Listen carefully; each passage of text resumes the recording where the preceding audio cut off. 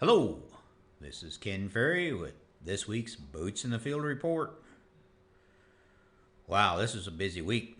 A lot of guys planting both beans and corn, some rotary hoeing, some replanting of both crops. Between cold soils, the freeze, 5 to 7.5 inches of rain to create a thick crust and ponding, this crop locally is off to a rough start. It's kind of a double-edged sword. If your crop was up, it got hit by the freeze. If it's not, it's dealing with the emergence challenge to get through this crust from all that rain. I've looked at a number of fields this week, and you name it, it's out there. Now, keep in mind, of course, no one calls us to look at their best field. So what we look at is usually in trouble. We plan to do more service calls next week as we try to get a handle on how much replant is ahead of us. On the freeze front, most corn looks to have a high survival rate. The bigger corn was hit the hardest, and we're going to lose a few plants. The wheat looks like it fared it pretty good as far as the freeze goes. The hardest hit was the soybeans, with temperature reports at 26 degrees between 4 and 5 hours. In the low-lying areas, it was 100% kill, meaning the plants melted to the ground already by Monday. When the plant, of course, melts to the ground, it means the stem below the first node has been taken out and there's no chance of recovery. Most fields that I walk fell between 10 and 60% range when it came to stand loss that was evident already Monday and Tuesday, meaning the other plants would need time to see if there were going to be any new growth out of that first node, signifying that the plant survived. By next week, this will be evident. If they haven't put on new growth, count them in the dead column, even if the plant is green. Visiting some fields a second time on Tuesday afternoon, I see hope. I think we'll survive this freeze in many fields, meaning the remaining population will get the job done for us. My biggest concern is the amount of cornfields we have in trouble. Between spending 20 to 25 days in the ground before emergence, seed chilling issues, saturated soils, and now crusting, it's causing some of this corn to leaf out underground. Basically, we threw the kitchen sink at it. Some of the early planted corn has been underground too long, and it's beyond hoeing to help it. It's decision time on this stuff. And some of these stands don't look that bad from the road until you get out in it and actually start to do the counts. Some of the later planted corn was helped by a lot of guys running hose this week before it leafed out. This weekend rain with warm conditions will help some more of it get out. Scouts, you're going to have a busy week this week. You'll need to make some calls on trying to save a stand, leave it, or to start over. Now, we can't meander around on these calls. The sooner we make the decision, the better. So it needs to be made sooner than later. And remember this, management teams, when you get your field reports from the scouts, don't go into committee meetings for a week trying to figure out what to do. Process the data and make a move on it. A good thing about this isolation time, there's no coffee shops open to get a consensus of what the neighborhood's going to do. Make replant calls off of good data collection, your own data, that is. Some of the later planted corn can still be helped with a hoe next week early, but the longer you drag your feet, the less likely the hoe is going to help. It's amazing how many excuses I heard this week on why growers couldn't hoe their crops. It needs to be totally rebuilt. That hoe is junk. It's behind the combine heads in the shed. It'll take me 3 hours to dig it out. It's behind the old Jimmy straight truck, and that thing hasn't run in years. Come on, guys. If we're going to push planting conditions in corn and or plant beans early, we need to bring the art of hoeing back to your farm. If you have a hoe and love running it, let your neighbors know. You might be able to pick up some custom income. When it comes to hoeing, always check the field before and after to be sure you are improving the stand and not going backwards. I like to use the same method for both corn and beans. If it's beans, I like using a hula hoop. I toss the hula hoop, and where it lands, I stick a plot flag right in the center of the hoop, and then I count the ones that are already up, kind of count those I think I can help up. Pick the hoop up, throw it again, set another flag, do another count. After I get 3-4 of these flags set out there, then I take the hoe and we run around through. Most of the time the hoe will not pull out your flags. After the hoe passes, drop that hoop back down over it, center it on that flag, and do a recount. How many did you help? How many did you hurt? Then pick up your hoop and run the hoe through it a second time. See if it gets worse or if it gets better. Many fields I've been in where the 7 inches of rain fell, I think it's going to take 2 passes to get the job done. We have extra hula hoops here at the office if you can't find yours. In the cornfield, set some flags in the row and set 2 flags out there. Count the plants between those 2 flags the same way. How many are up? How many you think you can help? Run the hoe through and see what you actually did. This will get you away from the emotions of hoeing and bring you to using real numbers.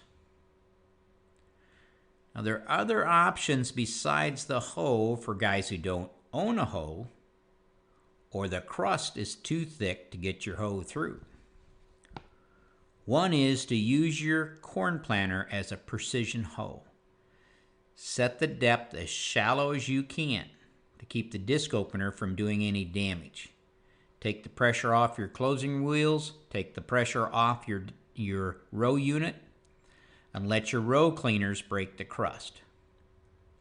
If the row cleaners are riding out, you may have to apply a little more down pressure to them and the row unit. The clean sweep or any row cleaner where you can have the ability to apply down pressure really works sweet for this. The fingered row cleaners work better than the shark tooth. That shark tooth can get pretty aggressive, so be careful if you're using that one. If you have a coulter combo on your planter, if you don't remove the coulter, you'll need to get it high enough that it doesn't do damage to the crop. Sometimes raising the hitch of the planter can get you there. You can also use some of the vertical harrows. Take, for instance, like the Great Plains Turbo Till or the Selford or the McFarlane Insight. You can use these to crack the crust.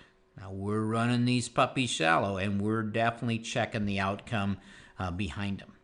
Speed discs do not work for this purpose. They'll tear too much of that crop out. The third one is using the use of your row warmers or strip fresheners that a number of you guys have. Again, raise that center coulter to reduce damage.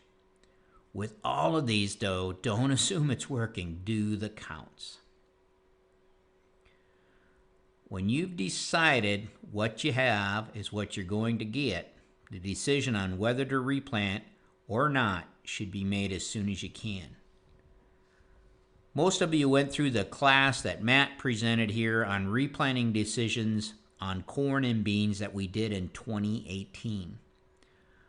I'll have him put that tutorial up on our website for you to review. When it comes to replant decisions, guys, we need to take all the emotions out of it and deal with real numbers. This is where the scouts come in. We need the numbers on every field, every hybrid. Take your soil type and your LiDAR maps with you. Most of these issues are soil type and topo related. We have an app on the website that you can plug in your series of counts and get your population if you need that. With corn, it gets a little trickier. We have to predict ear count. Matt will walk you through how to figure bushels per ear depending on population. Here's also the place to use your hybrid yearbooks from our hand harvest plots. From here, you can make some pretty decent predictions on what your present stand is capable of in yield. This then can be compared to your APH. Matt will walk you through how to compare your current stand to the original planting date to the replant date of a full stand. And then you subtract the cost of replanting and add that together with a little bit of drying cost, kind of know where your numbers are. One correction, though, that I would encourage you to use is there needs to be a correction to the calculation of how long it took your corn to come up. So if you're using the charts and you plug in an April 7th planting date, that chart assumes that that corn came up in 5 to 7 days when it figures its projected yield. This year, corn planted April 7th spent 30 days in the ground. So take your emergence date, get that from your scouts, take your emergence date, back it up 7 days, and use that as your original true planting date. I would use the same approach with early planted soybeans. Go back 7 days from emergence and use that as your original planting date when you're using these charts. The drowned out areas, of course, are no-brainers. We can just drop and plant. If we react quickly, I would use the same maturity as well as populations in both beans and corn. When it comes to corn, trying to thicken up the stand, you'll just get burnt. If you decide to replant, the original stand of corn has to come out. You have to take it out. With soybeans, we can thicken up the stand if need be, but it will not improve yield, but it will help on weed control. In our plots where we interplant to thicken stands on beans, it typically lowers yields from 1 to 4 bushel. This reduction in yield may be well worth it in weed control if they're non-GMOs. Many of you have replant insurance along with free replant seed.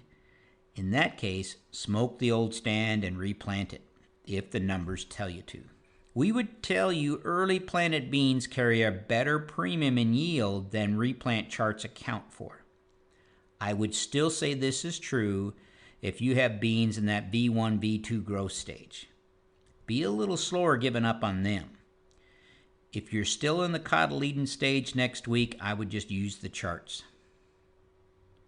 For the scouts out there getting the counts, don't forget to keep an eye on the insect issues. But don't assume the coast is clear if you don't see any. We are still about maybe 2 weeks away from cutworm activity. We're about 145 insect units behind the norm. Based on trap catches you guys been calling in and what we have here, I do believe we will have to deal with both cutworm and armyworm before this is over. Maybe they'll get the virus of their own and take them out.